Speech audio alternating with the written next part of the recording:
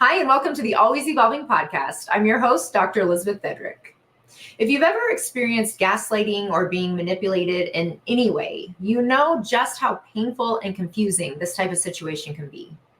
It leaves us feeling exploited and devalued, and unfortunately, it's a lot more common than we realize. Joining us today is Nova Gibson, counselor and best-selling author of Fake Love, Understanding and Healing from Narcissistic Abuse. Nova will help us to identify some signs of gaslighting and other manipulation tactics associated with narcissistic abuse. She is also going to offer some strategies to navigate and avoid falling victim to these harmful tactics.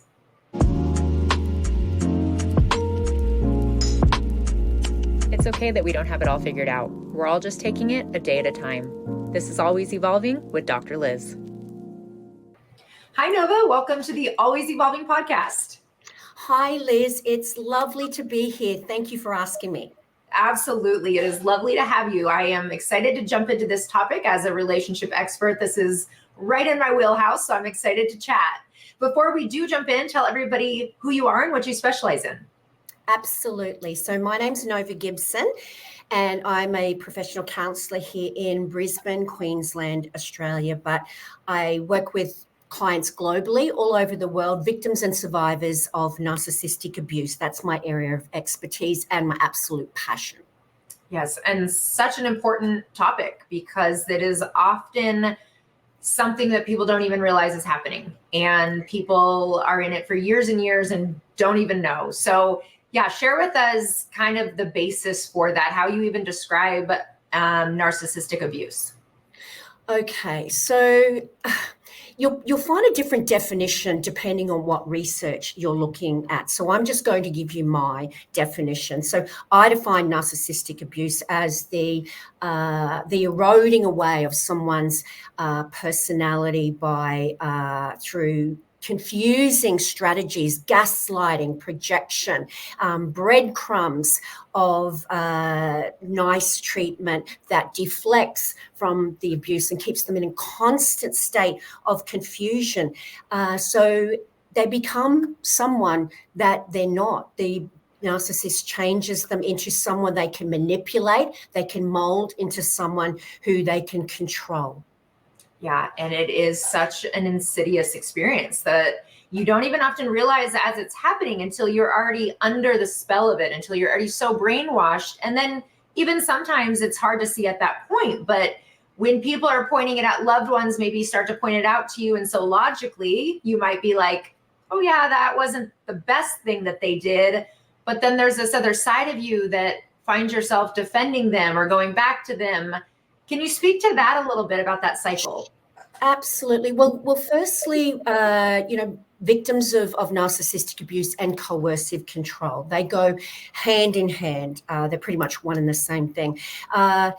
You don't know that you're being brainwashed and gaslighted because you've been brainwashed and gaslighted. So this is why victims, when they're being told by their loved ones that this is bad, they've learned to minimize their abuse to survive it. They've learned to normalize their abuse. And these are just some coping strategies that they've come up with to be able to survive the abuse that they can't even define as abuse because it's their normal. So the narcissist uses so many manipulative strategies to keep their victim under their control. There are just so many, but it begins with the love bombing. Okay, so the narcissist will make their victim feel amazing. They'll put them on this cloud nine and all the happy hormones are flowing, the oxytocin's flowing, the dopamine receptors are all being hit at once. And it's this feeling that the victim remembers, like a heroin addict remembering their initial high. And it's that feeling that will trump all manners of abuse and that the victim will chase when that golden period, so to speak, inevitably comes to an end.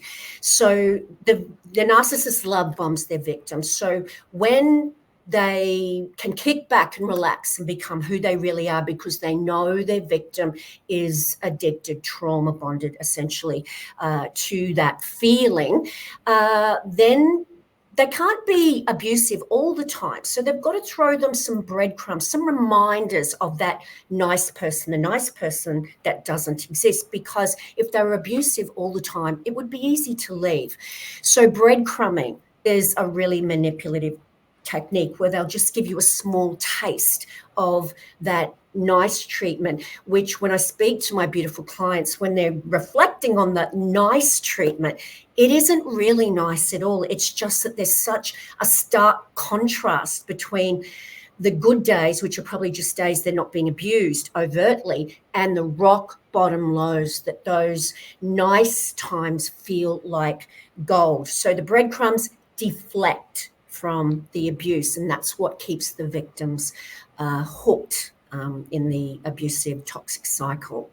Yeah, and that trauma bond, that it is so cyclical and addicting, and that is the best way to describe it. In the same way as a slot machine is addicting, even though you're not always winning, a lot of people do become addicted to that gambling, the highs and the lows. When you are helping someone to recognize maybe like, hey, this is maybe not so good for you. Like, you are, not everyone is going to be open to hearing that. So what are some things that you might help somebody to realize or to really tap into for themselves to start to identify how they're feeling about the situation? Yeah. Well, as I said earlier, they've learnt to minimize their abuse to be able to survive it. So, what I start doing is getting them to talk about the abuse and getting them to write it down. Start journaling. What did this person do to you? No, not just what they did. How did it make you feel? And when they can see it on paper, it's tangible. They can start looking at patterns of behavior. It's not external anymore. It's not happening to someone else. They can start seeing it it's a slow process. Because the addiction trumps everything to begin with. They start to see it for what it is. So we start comparing those mountains and mountains of abusive times to what they perceive as the good times. And it's such an epiphany for victims when they start to look at how much abuse there is, and compare it to, friends, loved ones who do have kind of healthy relationships. It's a real eye-opener when they look at what they're defining as good treatment in comparing to the vast amounts of abuse. That's a start. Yeah. Yeah. And I often have my clients even identify like what are their needs, wants, and boundaries within a relationship. And then as they're tracking these daily experiences, comparing it against that in terms of, to your earlier point of it could have just been a neutral day, but it feels good because it wasn't the abuse. So they might say, Nova, things have been going great. Like we've been getting along so tell me about that. Well, they actually called when they said they would. And it's like, okay, so is that the bar that we're setting, right? And helping to even realize that sometimes we drop the bar so low because that's part of this cycle, is normalizing and accepting it. Absolutely. The process of getting this is part of the narcissistic abuse cycle, the process of getting someone trauma bonded, addicted to this cycle so the narcissist can abuse them, control them, is about enabling their victims to develop a sky-high threshold for abuse and a threshold for respect that is as low as it can be on the ground. So they can't just do this in one foul swoop. So they've got to chip away at their boundaries. So they might do something early, in the relationship, which is a red flag. And because the victim is so hooked on the love bombing, they override the red flag. So the narcissist thinks, okay, they accepted that behavior. I'm going to step it up a notch, and they'll do something else. And then the victim accepts that. So this is the chip away at their boundaries, the erosion over time of their boundaries. So they get to this place one day and they don't know how they got there because the process was so slow and insidious. Yeah, truly. And yes, as we said, you often don't even know it was happening until you're already there. Nova, tell everybody about your book just briefly in terms of what you offer in there with insights and hope for somebody who's had these experiences. Absolutely. So my book, Fake Love, Understanding and Healing from Narcissistic Abuse, which is a bestseller for 2023 in the self-care department, which I'm so excited about. Fake Love, I wrote for victims and survivors and their families and loved ones to help them understand what they've been through and, of course, to be able to escape and heal, because it's not a boring textbook. It's kind of like a handbook, if you will, that victims can carry around with them and go, oh my goodness, that's me. What was I going through? What do I do now? It's about helping victims to understand it was not their fault, and giving them strategies to heal and escape. And I'm very, very proud of it. And I hope that, everyone out there who's reading it is finding it validating and helping them to understand that it wasn't their fault and there is life after narcissistic abuse. Yeah, there is hope. There's more that they can have and that they can experience beyond that. And it does not always feel like that in the moment. So that is a very hopeful message. Where can everyone find you online or on social media? Sure. So everyone can find me on Facebook at Nova Gibson's Counselling Service, on Instagram at Nova's Narcissist Abuse Recovery, on TikTok at Nova Gibson, and of course, if you'd like to book a one-on-one session with me, no matter where you are in the world, you can find me at my website, Brighter Outlook, Narcissistic Abuse Counselling Service. And I speak to people worldwide.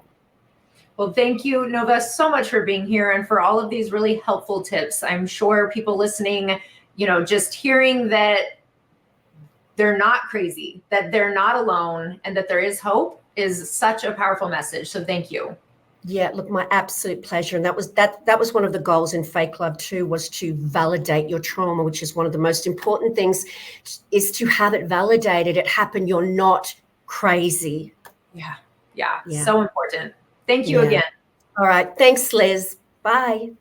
And thank you all for joining us today on the Always Evolving podcast. We would love if you could rate, review, and subscribe to help us reach more listeners, as well as visit our website, www.evolvecounselingaz.com, to sign up for a newsletter. And also come hang out with us on Instagram at evolvecounselingaz. This is Always Evolving with Dr. Liz.